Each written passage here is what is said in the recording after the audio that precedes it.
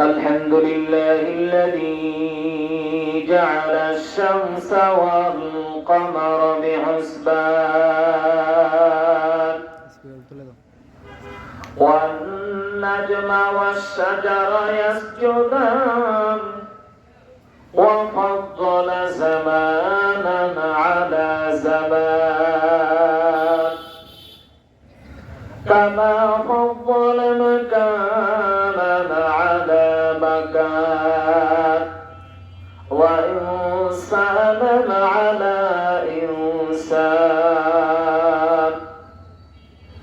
ونشهد أن لا إله إلا الله وحده لا شريك له ولا نظير له ولا مثل له ونشهد أن سيدنا وحبيبنا ومولانا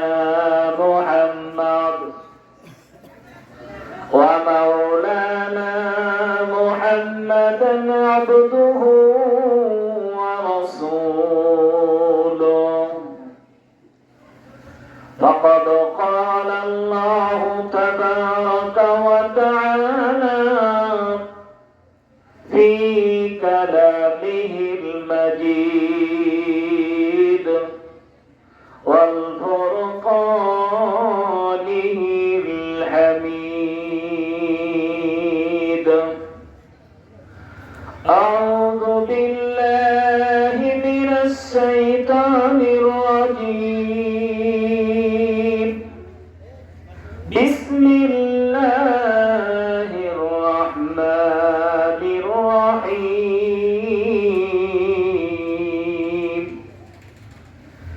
يا أيها الذين آمنوا أنفقوا مما رزقناكم من قبل أن يأتي يوم لا بيع في الأرض ولا خلة ولا شفاعة والكافرون هم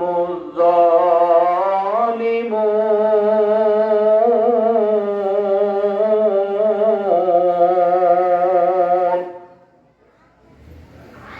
أو كما قال النبي صلى الله عليه وسلم لا يرحم الله من لا يرحم الناس وقال تعالى إن الله وملائكته يصلون على النبي يا أيها الذين آمنوا صلوا عليه وسلموا تسليما সবাই একটু ইব্রাহিম দরুদ পড়ি اللهم صل على محمد وعلى آل محمد كما صليت على إبراهيم وعلى آل إبراهيم إنك حميد مجيد اللهم بارك على محمد وعلى آل محمد كما باركت على إبراهيم وعلى آل إبراهيم إنك حميد مجيد كلمة قول لا إله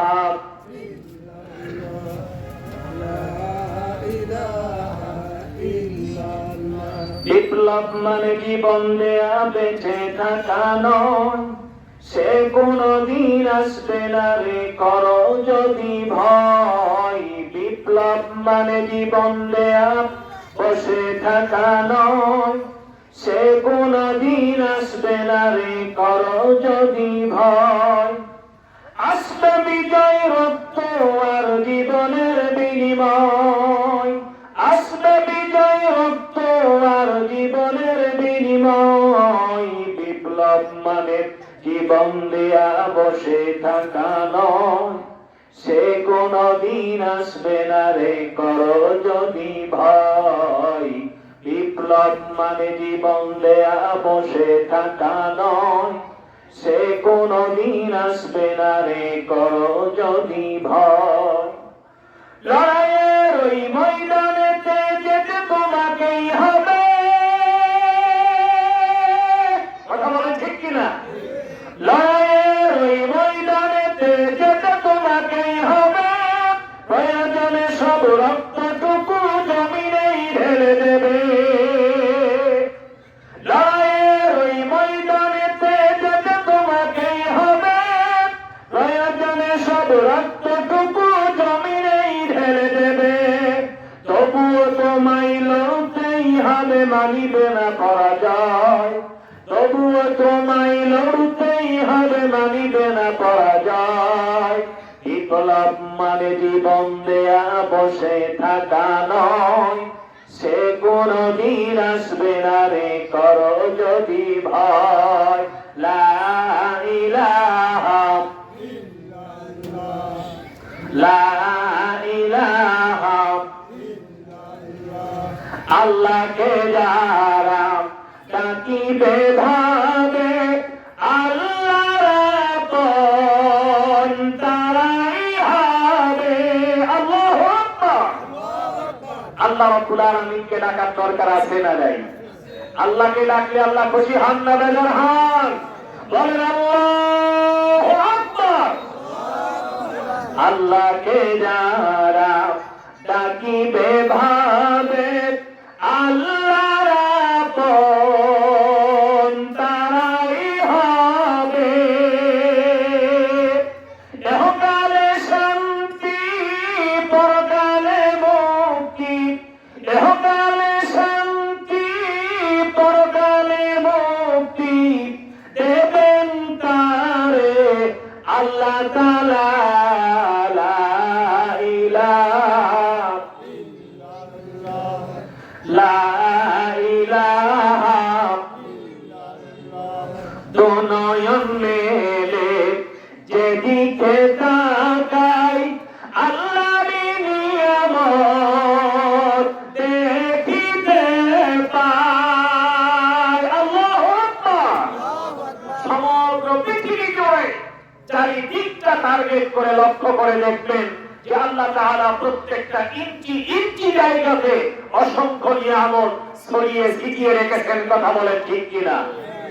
দুনয়ন মেলে যেদিকে তাকাই, মাওলার নিয়ামত দেখিতে পাই। কেমনে করিব শুকর আদায়, কেমনে করিব শুকর আদায়, ও গো দয়ার আল্লাহ তাআলা। লা ইলাহা লা ইলাহা ইল্লাল্লাহ, লা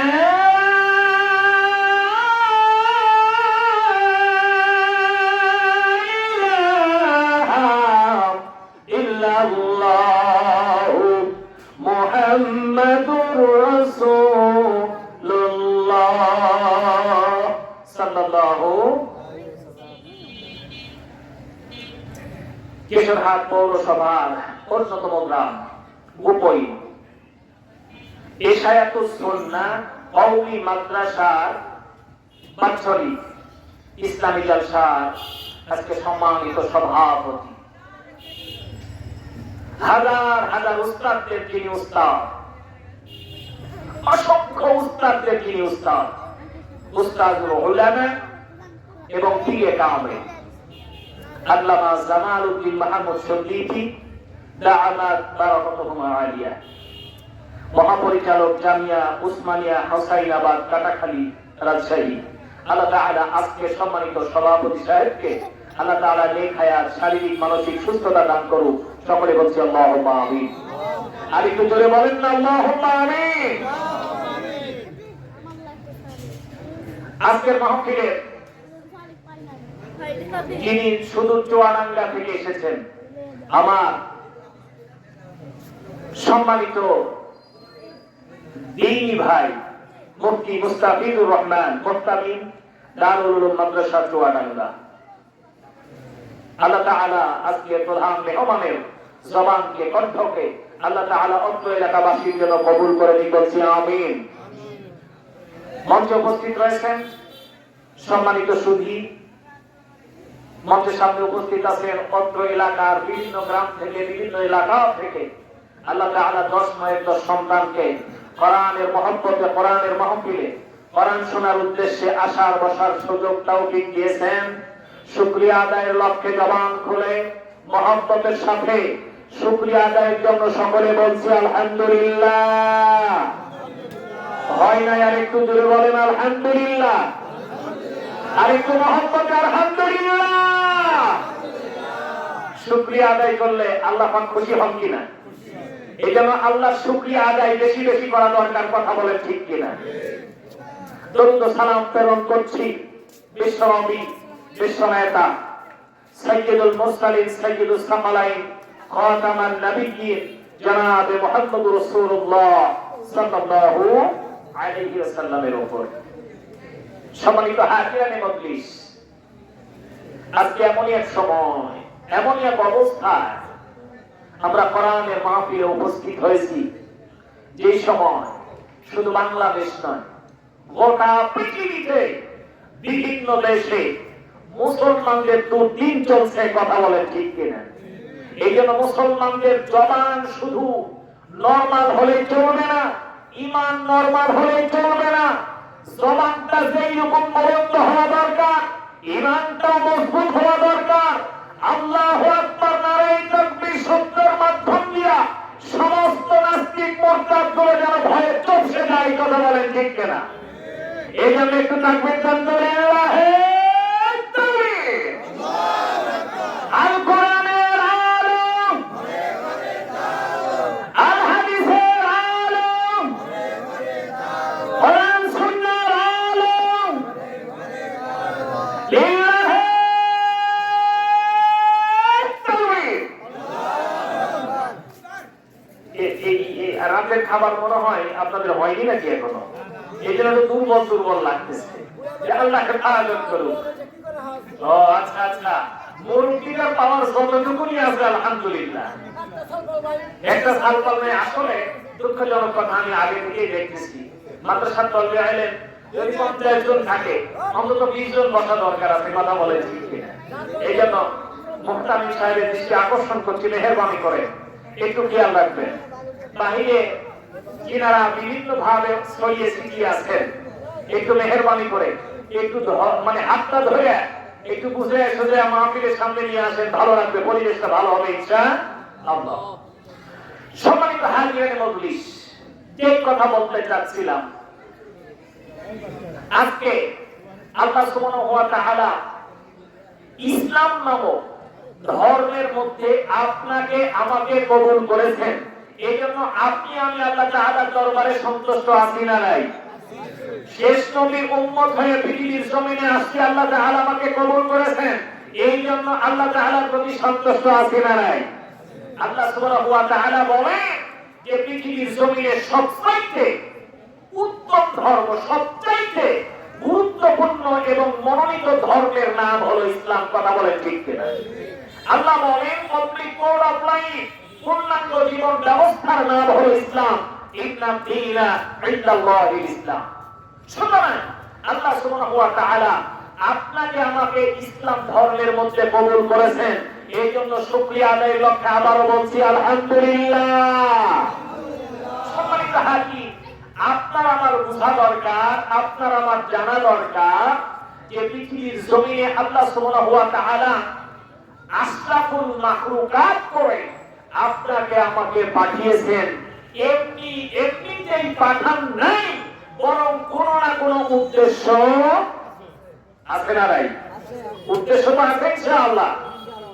এই উদ্দেশ্যটা কি আল্লাহ এবার কোরআন কারিমের মাধ্যম দিয়ে বলেন, ওয়ামা খালাকুতুল জিন্না ওয়াল ইনসা ইল্লা লিয়া'বুদুন।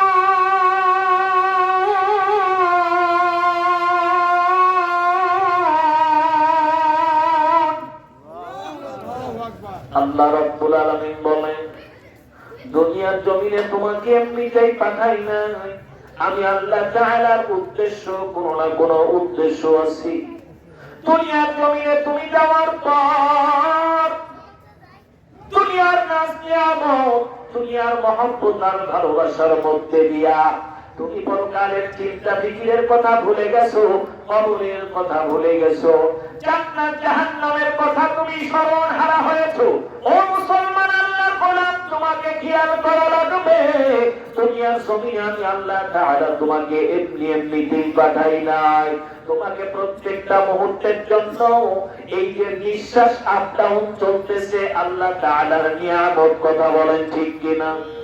আল্লাহ তাআলা আমার হাতের মধ্যে 5টা আঙ্গুল দিয়েছেন, আল্লাহ তাআলার নিয়ামত। আল্লাহ তাআলা চোখের মধ্যে দৃষ্টি শক্তি দিয়েছেন, আল্লাহ তাআলার নিয়ামত।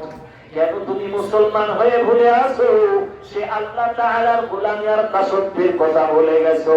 স্মরণ রাখা দরকার মুসলমান ভাই।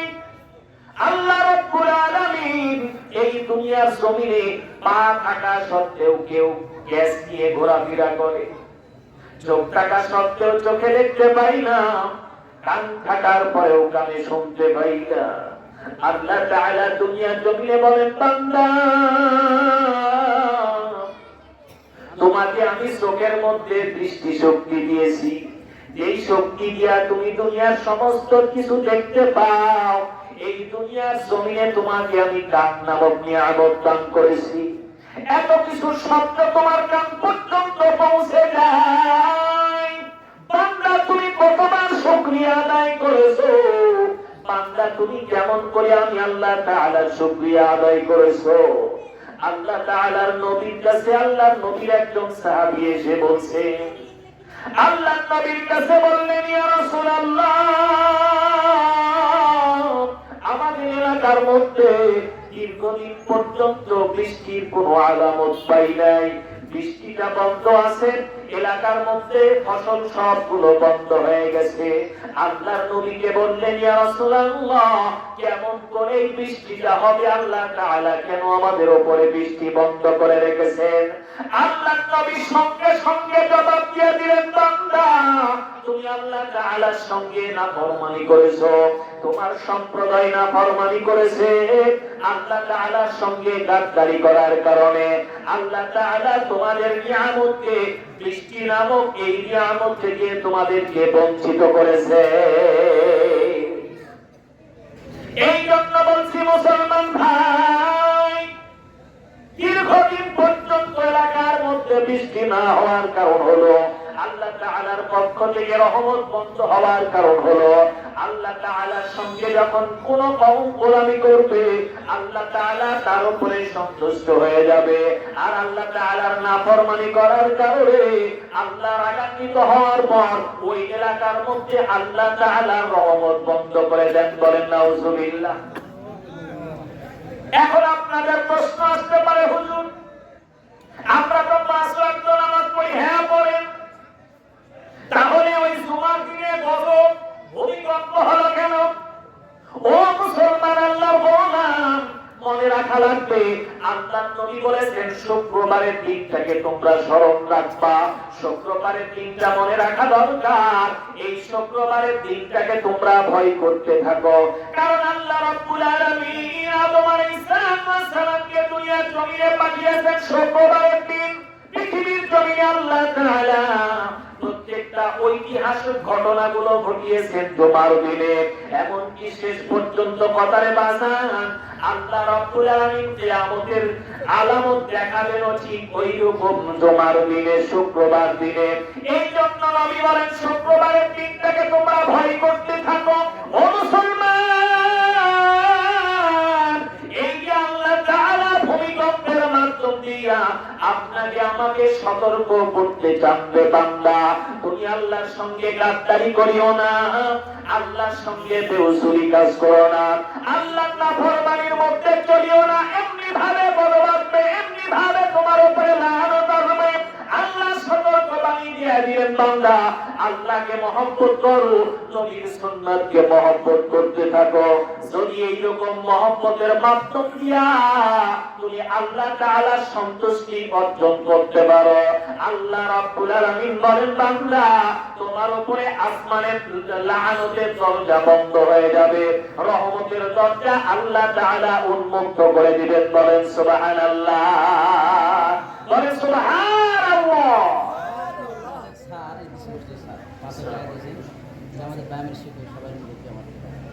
আচ্ছা, একটু স্লিপ করে দেন, আমি স্যারের জন্য খাস করে দোয়া করে দেবো। একটা স্লিপ করে দেন, 5,000 টাকা একটা স্লিপ করে দেন। আমি বলছি 2-1 মিনিটের মধ্যে। জি জি আমার আচ্ছা, এই যে টাকা রাখেন এবং নাম সহ অ্যামাউন্টটা লিখে দেন। স্যারের জন্য দোয়া করে দেবো ইনশাআল্লাহ। স্যার আর কিছু আছে না? আমার বোনে দিবে, ছোট বোনে। একটু স্লিপ করে ভুলে যেতে পারে। আলহামদুলিল্লাহ। সম্মানিত আল্লাহর ওয়ালা, বলছিলাম যে আল্লাহ তাআলার নাফরমানির কারণে আজকে আল্লাহ তাআলার পক্ষ থেকে আমাদের উপরে লাআনত আসে, গজব আসে। আজকে 5 ওয়াক্ত নামাজ পড়ি হুজুর, 3 দিনের প্রতি মাসে মাসে 3 দিনের সময় লাগাই, 40 দিনের চিল্লাও দেই, সব কিছু করি, দ্বীনের মেহনতে কাজ করি, ইসলাম প্রতিষ্ঠার জন্য খেলাফত মজলিস কায়েম করি, বিভিন্ন ভাবে আমরা চেষ্টা চালাচ্ছি, কিন্তু তারপরে আল্লাহ তাআলার লাআনত কেন? মুসলমান আল্লাহর গোলাম, আল্লাহ রাব্বুল আলামিন কোরআন কারীমের মধ্যে সুন্দর করে ঘোষণা দিয়ে বলেন, বান্দা এই দুনিয়ার জমিনটা আমি আল্লাহ তাআলা সুন্দর করে সুস্থি করে তৈরি করেছি। আসমানটাকে খুঁটিবিহীন স্তম্ভ হিসাবে দাঁড় করিয়ে রেখেছি। গাছের মধ্যে ফল হয়, সেই গাছের মধ্যে আল্লাহ রাব্বুল আলামিন এক গাছের মধ্যে সব ফল দেন নাই, এক একটা গাছের মধ্যে ফল দিয়েছে। আল্লাহ তাআলা এমনি ভাবে অসংখ্য নিয়ামত আপনার আমার জন্য দান করেছেন। বান্দা তুমি নিয়ামত পাওয়ার পর আল্লাহ তাআলার শুকরিয়া আদায় করো। আল্লাহ তাআলা সম্পদ দিয়েছেন, সম্পদ থেকে আল্লাহর রাস্তায় ব্যয় করো। আল্লাহ তাআলার সন্তুষ্টির জন্য আল্লাহর হুকুমকে পালন করার পাশাপাশি আল্লাহ তাআলা ফি সাবিলিল্লাহ হিসাবে তোমার সম্পদের মধ্য থেকে আল্লাহর রাস্তায় বেশি বেশি দান করা লাগবে। কারণ সন্তান আর সম্পদ আল্লাহ তাআলা পরীক্ষার জন্য আমাকে পাঠিয়েছেন। ওয়ালানাবলুওয়ান্নাকুম বিশাইইন মিনাল খাউফি ওয়াল জু'i ওয়া নাকসিম মিনাল আমওয়াল ওয়া নাকসিম মিনাল আমওয়ালি ওয়াল আনফুসি ওয়াস সামারাত ওয়া বাশশিরিস সাবিরিন।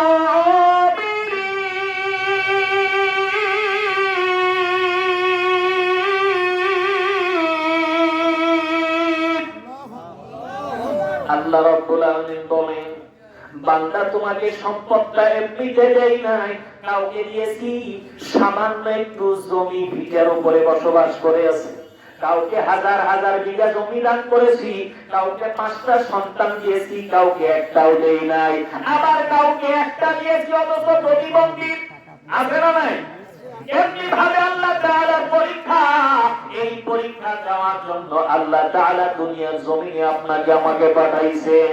মহব্বত যদি আমি আল্লাহ তাআলার প্রতি করি আর নবীর প্রতি যদি ভালোবাসা থাকে, আল্লাহ রাব্বুল আলামিন বলেন, বান্দা তোমার উপরে লাআনত আসবে না, গজব আসবে না। আল্লাহ তোমার উপরে সন্তুষ্ট হওয়ার পর আল্লাহ তাআলার পক্ষ থেকে রহমত আসতে থাকবে। বলেন সুবহানাল্লাহ। এই জন্য মুসলমান ভাই, আপনাদের কাছে আমি রিকোয়েস্ট করতে চাই, আজকে দুনিয়া জমিনে আপনি 5 ওয়াক্ত নামাজ পড়েন, আলহামদুলিল্লাহ, আপনার জন্য আল্লাহ তাআলার হুকুম। এরপরে 3 দিনের সময় লাগান, 40 দিনের চিল্লা দেন, আল্লাহ নবীর ভালোবাসার মাধ্যম দিয়ে করতেছে। অবশ্যই আপনাকে এগুলো করা লাগবে, ঈমানি দায়িত্ব। কিন্তু মনে রাখবেন মুসলমান, এই দুনিয়ার জমিনে আল্লাহ নবীর মহব্বতের পাশাপাশি আমার এলাকার মধ্যে ওই সমস্ত দ্বীনি প্রতিষ্ঠানগুলো, সেই প্রতিষ্ঠানের মধ্যে কোরআন শিক্ষা দেওয়া হয়, সেই প্রতিষ্ঠানের মধ্যে কোরআন শিখনেওয়ালা তৈরি করা হয়। আল্লাহর নবী বলেছেন, তুমি মারা যাওয়ার পর তোমার কবর পর্যন্ত যে আমল জারি থাকবে, আল্লাহর নবী বলেছেন তিনটা আমল মারা যাওয়ার পরেও জারি থাকবে। এক নাম্বারটা হলো সদকায়ে জারিয়া। এই সদকায়ে জারিয়াটা দুনিয়ার জমিনে প্রতিষ্ঠিত যদি তুমি করতে পারো, তাহলে তুমি মরার পরেও কবর পর্যন্ত এই সওয়াবটা পৌঁছাইতে থাকবে। বলেন সুবহানাল্লাহ। প্রশ্ন আসতে পারে, হুজুর সদকায়ে জারিয়াটা কি? আমি কালেকশনের দিকে আগাবো আর 2 থেকে 3 মিনিট সময় দিতে চাচ্ছি। বিশ্বনবী জনাবে মুহাম্মদ রাসূলুল্লাহ সাল্লাল্লাহু আলাইহি ওয়াসাল্লাম বলেছেন, এই দুনিয়ার জমিনে মানুষ মারা যাবে, কিন্তু তার সদকায়ে জারিয়ার আমলটা জারি থাকবে। কেমনি আমলটা জারি থাকবে? আল্লাহর একজন গোলাম মুরব্বি মানুষ, 60 থেকে 62 বছর বয়স, মৃত্যুবরণ করার আগে তার আমল আখলাক আকীদাই সব কিছু ছিল, কিন্তু আল্লাহর নিয়ামত এই ধন সম্পদকে এত মহব্বত করেছে, কোনদিনই প্রতিষ্ঠানের জন্য একটা টাকাও খরচ করে নাই। এমনকি কোন অসহায় মিসকিন লোক যদি তার পাশে আসতো, একটা টাকা দিয়েও তার হাতে দেওয়ার চেষ্টা করতো না। এতটাই বিপদ ছিল, বিপদ। এই লোকটা মারা যাবার পর 3 দিনের মাথায় তার একমাত্র সন্তানকে স্বপ্ন যোগে দেখানো হয়েছে, আমার আব্বা জান, দুনিয়ার জমিনে অসংখ্য সম্পদ আমি পৃথিবীর জমিনে রেখে আসলাম, মৃত্যুবরণ করার পর থেকে শুরু করে এখন পর্যন্ত আমার কবরের আযাব, কবরের মধ্যে ভয়ঙ্কর আযাব, এই আযাব থেকে মুক্তি পাওয়ার জন্য আমি আল্লাহ তাআলার কাছে বারবার ফেরেশতাদের কাছে রিকোয়েস্ট করেছি, কাজ হয় নাই।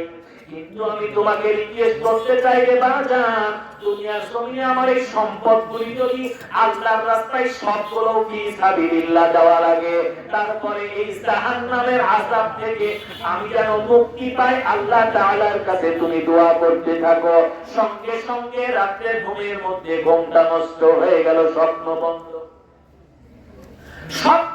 হয়ে গেল। ঘুম থেকে জাগার পর হাউমাউ করে সন্তান কান্দে, ও আব্বা জান, দুনিয়ায় কত মহব্বত আপনি করেছেন, আমাকে দুনিয়ার জমিনে মানুষ করার জন্য কত চেষ্টা করেছেন, কত সম্পদের মালিক হয়েছেন, আপনি যে কষ্টের মধ্যে কবরের ময়দানে আছেন, আপনার জন্য যা দরকার সেটাই আমি দুনিয়ার জমিন থেকে করতে চাই।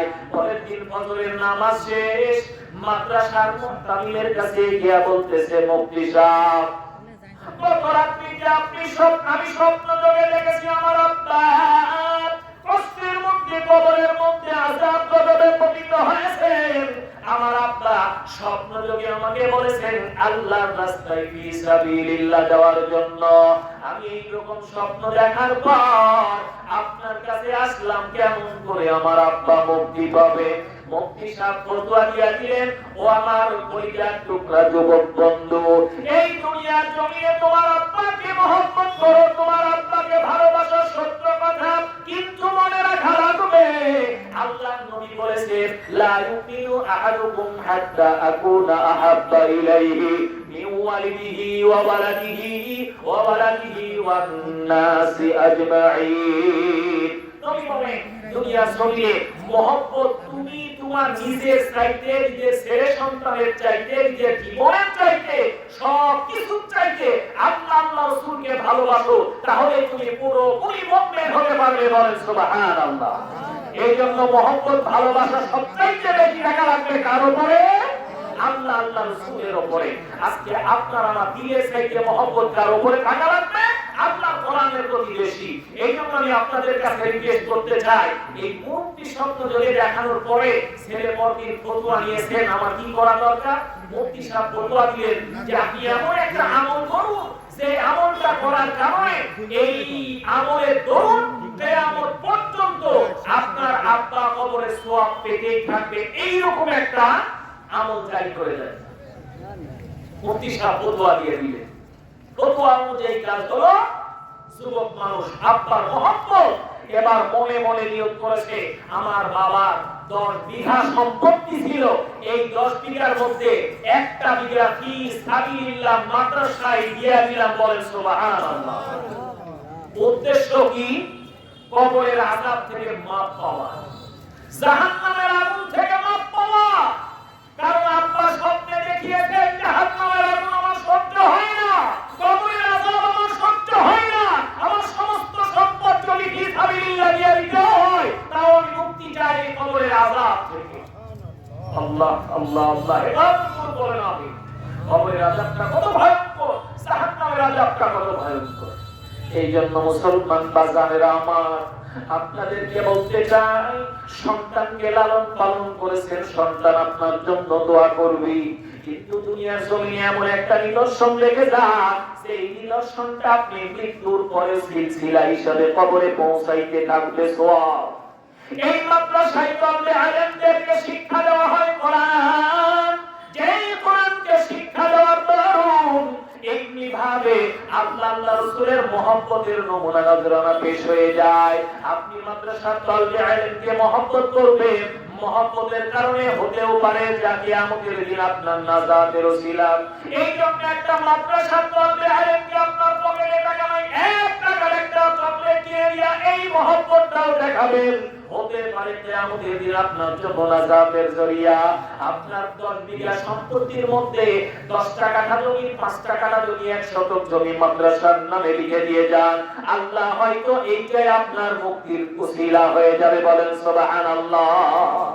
এই জন্য আমি প্রথমেই আপনাদের কাছে রিকোয়েস্ট করতে চাই, আজকের এই বকরি এশায়াতুস সুন্নাহ এই কওমি মাদ্রাসা অত্যন্ত অত্যন্ত আপনাদের প্রত্যেকের সুনজর রয়েছে, আপনাদের প্রত্যেকের অবদান রয়েছে, প্রত্যেকে সুনজর দেন বলেই আজকে মাদ্রাসা দিনাদিন আস্তে আস্তে উচ্চতরে চলে যাচ্ছে। আজকের এই মাদ্রাসা, আপনাদের এই মাদ্রাসা আরো বড় হোক, প্রসার হোক, এটা আপনাদের চাওয়া আছে না নাই? কারা কারা সামনে একটু হাত তুলে দেখান। ও একটু বেকায়দা হয়েছে, হয়তো ভুল হয়েই গেছে। তার মানে এখান থেকে প্রতীয়মান হয় আপনারা প্রত্যেকেই চান মাদ্রাসা 5 তলা পর্যন্ত